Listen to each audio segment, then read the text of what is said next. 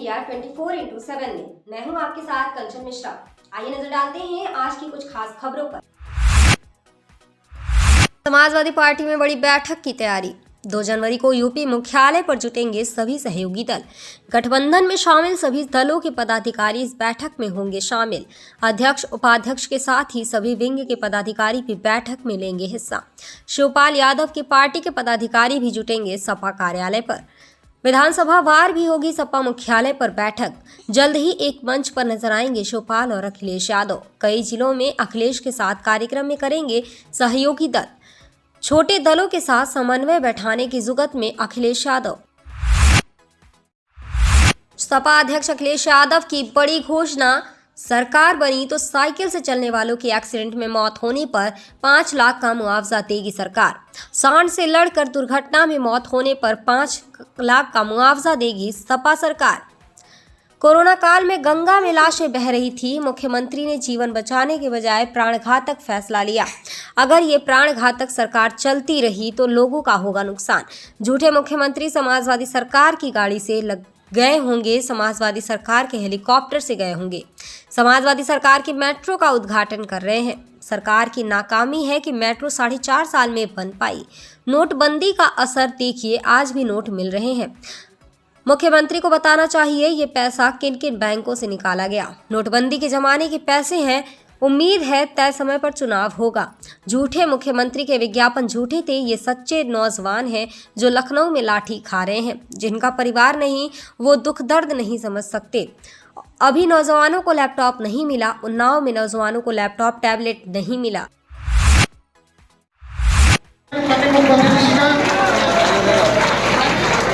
UP में विधानसभा चुनाव 2022 के मद्देनजर बीजेपी ने तैयारियां तेज कर दी है। बीजेपी के राष्ट्रीय नेतृत्व के निर्देश पर अनुसूचित जाति मोर्चा सम्मेलन का महोबा में आयोजन किया गया। इस मौके पर अनुसूचित जाति प्रदेश मंत्री सिद्ध गोपाल और जिला प्रभारी अशोक जाटव ने एक दिवसीय सम्मेलन के दौरान सपा बसपा कांग्रेस पर जाते हुए मौजूदा केंद्र और राज्य सरकार की उपलब्धियां गिनाते हुए 2022 में जनता से समर्थन की अपील की है। महोबा के निजी गेस्ट हाउस में अनुसूचित जाति मोर्चा सम्मेलन कार्यक्रम में बीजेपी अनुसूचित जाति मोर्चा के प्रदेश मंत्री सिद्ध गोपाल और जिला प्रभारी अशोक जाटव की सरकारों पर निशाना साधते हुए जमकर हमला बोला है। उन्होंने कहा है कि पूर्व की सरकारों में हमेशा बुंदेलखंड की उपेक्षा हुई है।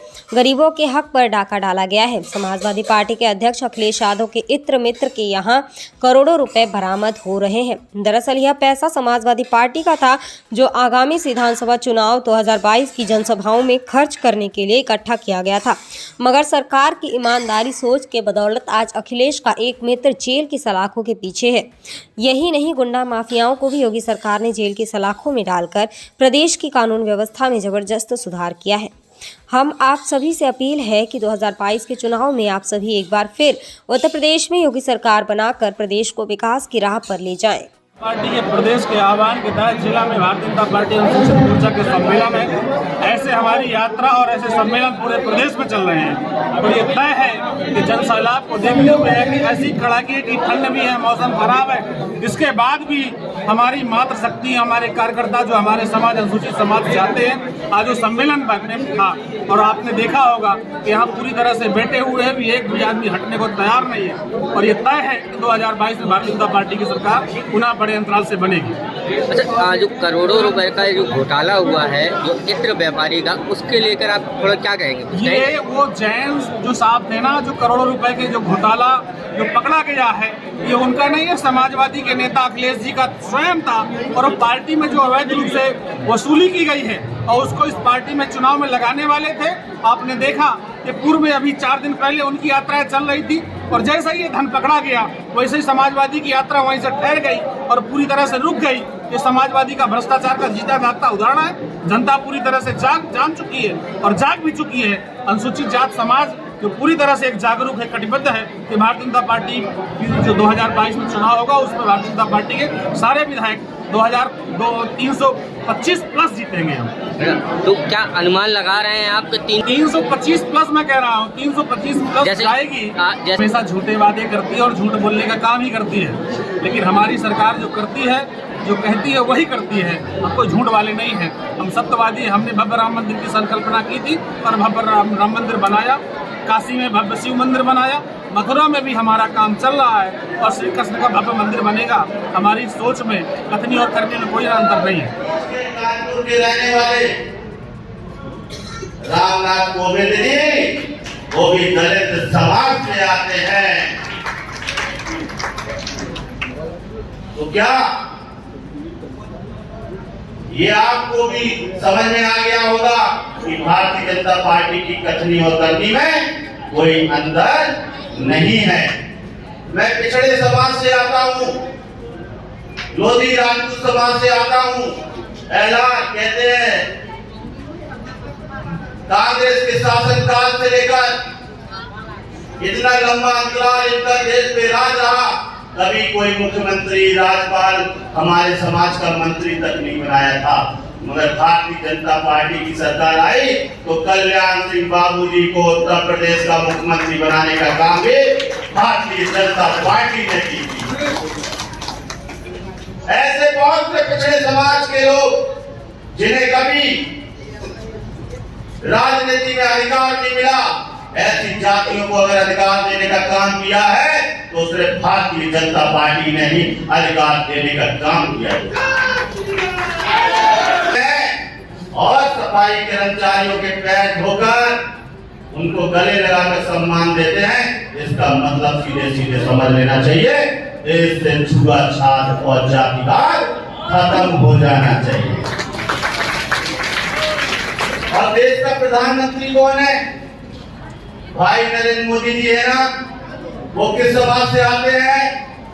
पिछड़े समाज से आते हैं।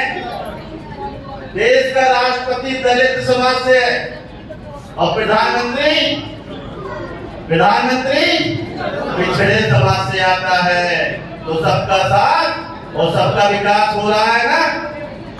एक चाय वाले का बेटा, चाय बेचने वाला जब देश की गद्दी पे पहुंचता है और सबके लिए, गरीबों के लिए काम करता है, तो जो देश को लूटने वाले लोग हैं, कांग्रेस, सपा, बसपा और वो हैदराबादी ओवैसी, उसकी भी दाढ़ी में दर्द होने लगा।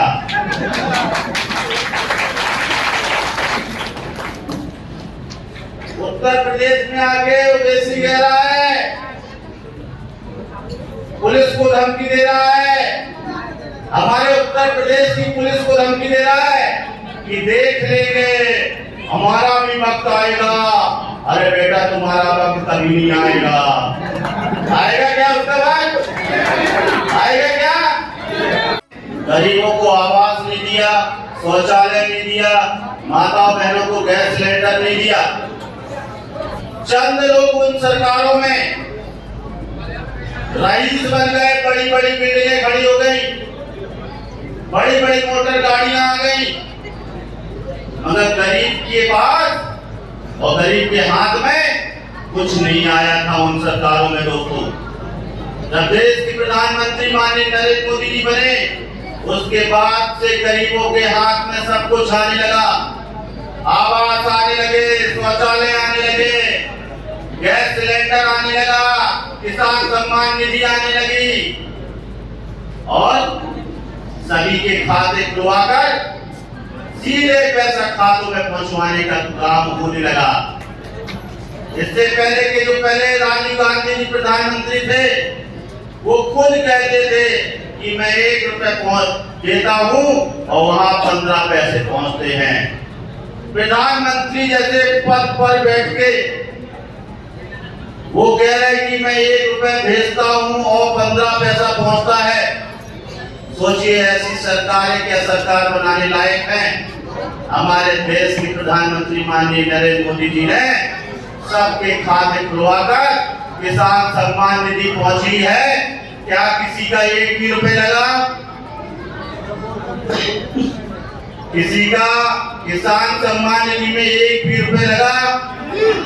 सबके खातों में पैसा आया है। हमारे यहाँ के किसान भाइयों के खातों में पैसा आया, मजदूर भाइयों के खातों में पैसा आया और जो लोग छोटी छोटी दुकानें लगाते हैं, ठेलियां लगाते हैं, उद्योग करना चाहते हैं, उनको भी आगे बढ़ाने के लिए कोरोना काल में 10-10 हजार रुपए देने का काम किया। गरीबों की सीधे चिंता आजादी से लेकर अगर किसी ने की है तो भारतीय जनता पार्टी की सरकार ने की है। बहुत से लोग ठाकुरों की पार्टी है, बनियों की पार्टी है, मैं दोस्तों मुझे अच्छे से याद है जब 97 में मेरे पिताजी श्री गंगाचरण राजपूत जी सांसद थे और अटल बिहारी वाजपेयी जी प्रधानमंत्री थे, तो सबसे पहले भारत का पहला दलित राष्ट्रपति बनाने का काम अटल बिहारी वाजपेयी जी ने किया था। और दूसरा भी अगर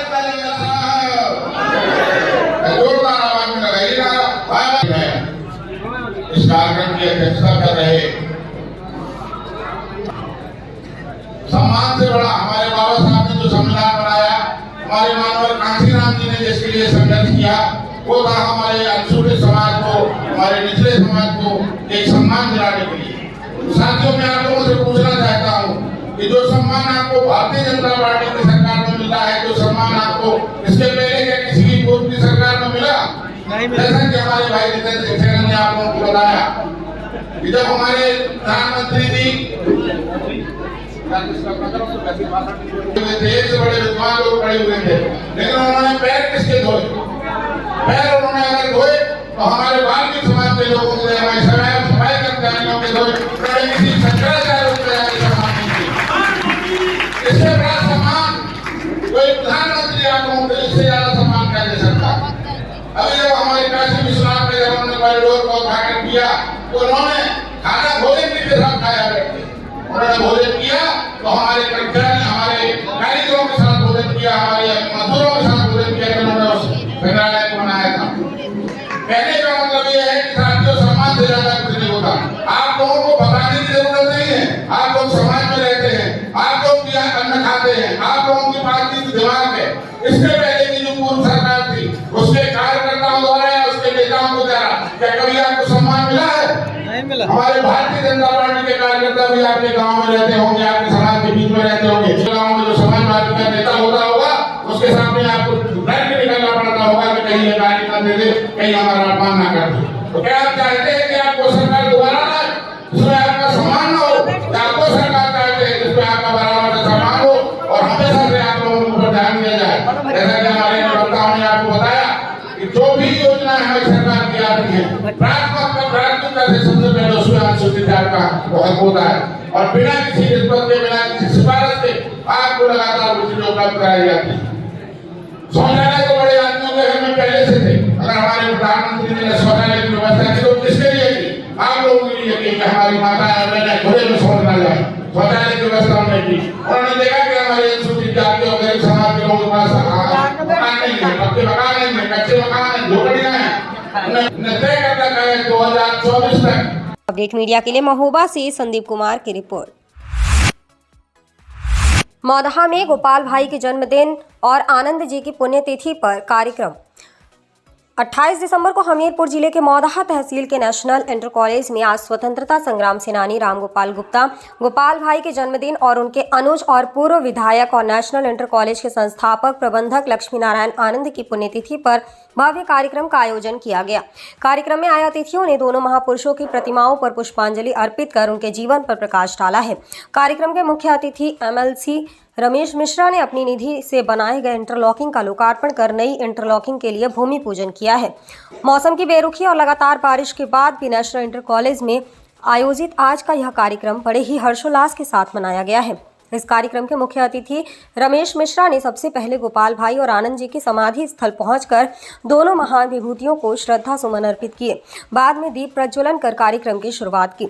मुख्य अतिथि ने इस विद्यालय में अपनी निधि से बनाई गई लगभग 15 लाख की कीमत की इंटरलॉकिंग का लोकार्पण किया और विद्यालय परिवार की मांग पर लगभग इतनी ही लागत की नई इंटरलॉकिंग की घोषणा कर इसे तत्काल शुरू करने के लिए विधिवत भूमि पूजन भी किया। MLC ने कहा कि इस विद्यालय से उनका छात्र जीवन का रिश्ता है और इसकी निरंतर प्रगति के लिए वह हर संभव प्रयास करते रहेंगे। कार्यक्रम के दौरान विद्यालय के बच्चों ने सरस्वती वंदना, स्वागत गीत सहित देशभक्ति से प्रेरित गीत और नृत्य और नाटक प्रस्तुत कर अतिथियों की वाहवाही लूटी है। इस मौके पर मुख्य रूप से भाजपा नेता शिवशंकर सिंह खन्ना, मेयर परशुराम श्रीवास, विहिप के जिलाध्यक्ष रामदत्त पांडे, पूर्व प्रवक्ता जयप्रकाश त्रिपाठी, ब्रजेश शिवहरे, अभिषेक अग्रवाल जगत तिवारी, अनिल पोडवाल सहित सैकड़ों अतिथि और विद्यालय के स्टाफ मौजूद रहे हैं। प्रबंधक राजेंद्र कुमार गुप्ता और प्रधानाचार्य कौशल किशोर दिहौलिया ने सभी अतिथियों का सम्मान कर आभार प्रकट किया है।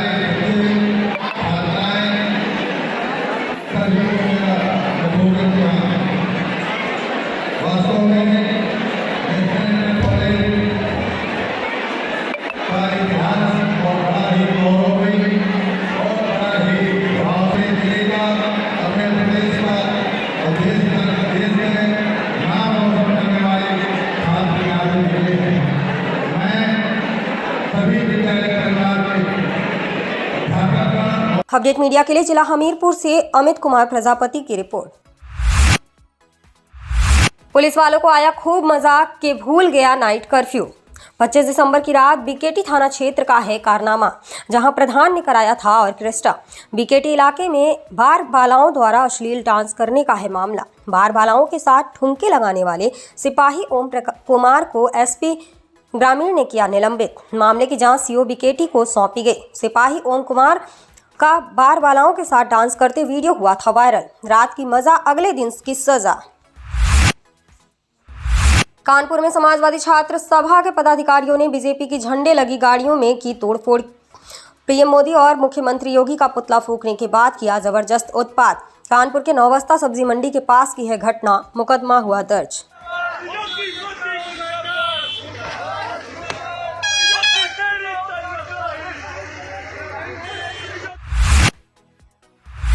कानपुर में एक और छापेमारी। कानपुर में सुनील गुप्ता के मयूर वनस्पति के ठिकानों पर छापेमारी जारी। पीयूष जैन कांड के बाद यूपी जीएसटी के अधिकारियों की तंद्रा टूटी। यूपी जीएसटी के अफसरों के नाक के नीचे गुजरात की टीम ने इतिहास रचा। यूपी जीएसटी के मानिंद अफसर ऑयल हीटर का आनंद लेते रहे। लूट की झूठी सूचना देने वाले अभियुक्त को गिरफ्तार किए जाने के संदर्भ में क्षेत्राधिकारी पूर्वा द्वारा दी गई जानकारी। दिनांक 24 दिसंबर को करीब 8:45 बजे रात में एक पूरनखेड़ा के निवासी ने एक सूचना दी पुलिस को, जिसकी उसके पास बैग में रखा हुआ 1,30,000 रुपये और एक लैपटॉप कुछ बदमाशों ने लूट लिया है। घटना की सूचना पर तत्काल हमारी सर्विलेंस टीम, थाना पुलिस और हमारे सीनियर ऑफिसर्स भी पहुंचे।